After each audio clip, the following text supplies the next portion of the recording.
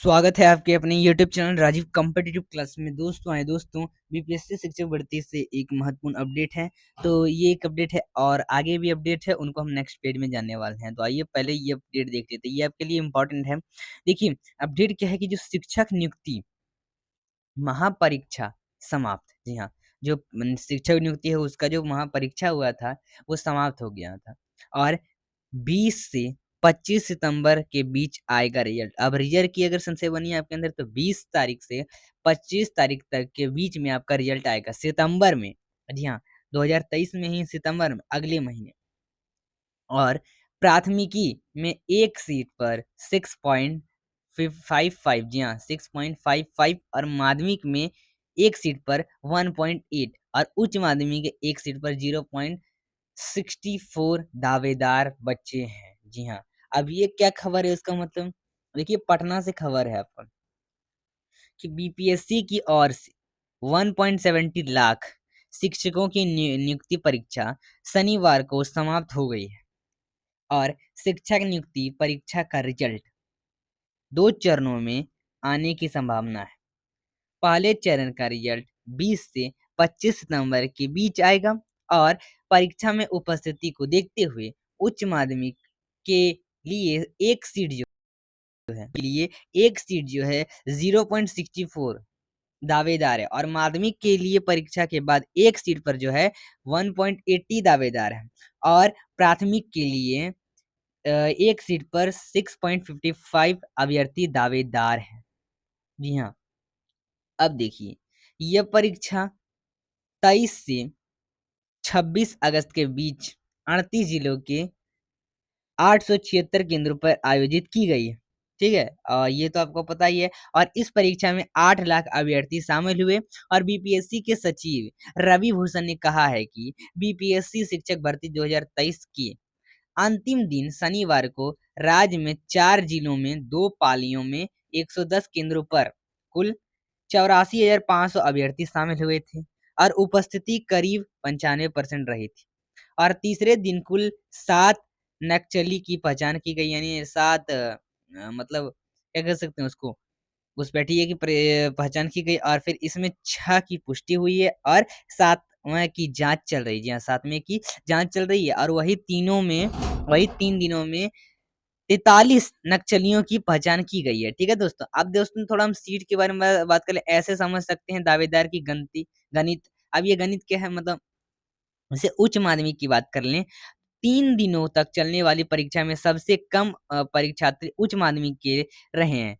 इसमें जो मतलब जो 57,602 पद हैं उसके लिए 39,680 अभ्यर्थी शामिल होना था। ठीक है, लेकिन परीक्षा के दौरान उपस्थिति जो है 93% रहे, 7% इसमें कम रही। यही करीब लगभग कह सकते हैं कि 36,902 के करीब रही है। ठीक है, और परीक्षार्थी उपस्थित हुए और इस अनुसार एक सीट के लिए 0.64 दावेदार हैं। यानी मतलब कि अगर आपका सीट तो यहाँ पर देखिए बहुत ही है, तो यानी उच्च माध्यमिक के जितने भी अभ्यर्थी कम नंबर में है तो वो आपके एलिजिबल हैं ही, उनका हो जाएगा। यही आपका मतलब सीट ही इतना कम ज़्यादा है और अभ्यर्थी इतना कम है तो होगा ही आपका ज़रूर। और वहीं माध्यमिक का बात कर लीजिए तो माध्यमिक स्कूलों के शिक्षकों के लिए जो परीक्षा के बाद एक सीट में जो है 1.8 दावेदार हैं। और परीक्षा के लिए जो कुल 34,916 रिक्त सीटें के लिए 65,500 अभ्यर्थियों ने आवेदन किया था, लेकिन उसमें उपस्थिति जो है करीब 62,928 ही रही है। ठीक है दोस्तों, तो चलिए इसमें एक सीट के लिए जो 0.8% 8 दावेदार रहेंगे और इतने में आपका होगा। अब वही देख लीजिए प्राथमिक के लिए अधिक दावेदार प्राथमिक के लिए है और वैसे परीक्षा के बाद दावेदार कम हुए। परीक्षा से पहले एक सीट के लिए 9.36 अभ्यर्थी दावेदार थे और परीक्षा में 79,943 सीटों के लिए 74,000 800 आपका देखिए यहाँ पर कितना लिखा हुआ है, देखिए ये तो आपका कितना दिया हुआ है, 79,943 क्या थे परीक्षार्थी थे। और यहाँ पर उस सीट के लिए कुल कितने हैं, यहाँ पर तो देखिए इतना तो यह आपका सीट हो गया और परीक्षार्थी कितने मतलब हुए थे इसमें, तो देखिए ये हुए थे आपके 7,48,900 में से इसमें कुल कितना आए। अब इसमें कुल कितना उपस्थित रहे ये बात करने, तो ये रहे थे आपके 5,24,230 परीक्षार्थी उपस्थित हुए थे और ऐसे में एक सीट के लिए 6.5 अभ्यर्थी दावेदार हैं। अब 6.55 अभ्यर्थी मतलब होता है क्या, इसका मतलब कि जैसे कि एक सीट कोई है और उसके लिए 6 अभ्यर्थी 6.5 अभ्यर्थी क्या होंगे, एक सीट के लिए दावेदार होंगे और इसमें सबसे ज्यादा जिसका ज्यादा अच्छा रहेगा नंबर उसका होगा ये एक सीट। तो ये यहाँ पर क्या किया जाता है, इस तरह से दावेदार नियुक्त किया जाता है। फिर आगे देखिए, यहाँ पर तो पटना के केंद्रों से परीक्षा देकर बाहर निकलते अभ्यर्थी और साथ ही रिजल्ट के 2 चरणों में होंगे। अब रिजल्ट 2 चरणों में होंगे, ये क्या खबर है कि बीपीएससी के अध्यक्ष अतुल प्रसाद ने कहा है कि डीएलएड और बीएड डिग्री धारी प्राथमिक शिक्षकों का मेरिट लिस्ट जो है एक साथ ही बनेगा और लेकिन डीएलएड डिग्री धारियों का रिजल्ट 20 से 25 सितंबर के बीच में आएगा और इसी प्रथम चरण में माध्यमिक और उच्च माध्यमिक शिक्षकों का रिजल्ट भी आएगा और इसी के साथ सफल अभ्यर्थियों के दस्तावेज का सत्यापन भी शुरू हो जाएगा और बीएड डिग्री धारियों का रिजल्ट तब तक नहीं आएगा जब तक उनकी पात्रता संबंधी स्थिति पूरी तरह स्पष्ट नहीं हो जाए।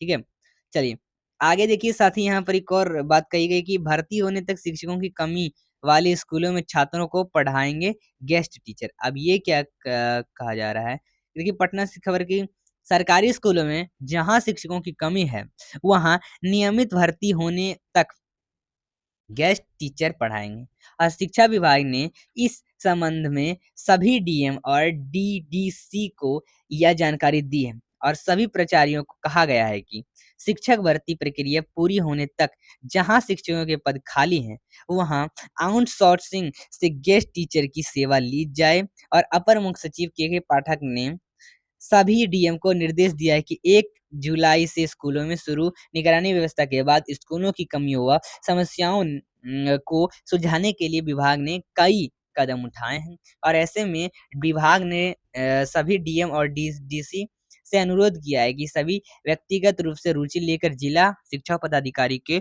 साथ बैठक करें और साथ ही स्कूलों में बच्चों की संख्या, शिक्षकों की उपलब्धता और लाइब्रेरी की सफाई और लैब की समीक्षा 1 सितंबर से नियमित किया जाने का निर्देश दिए। तो साथ ही एक ये अपडेट है।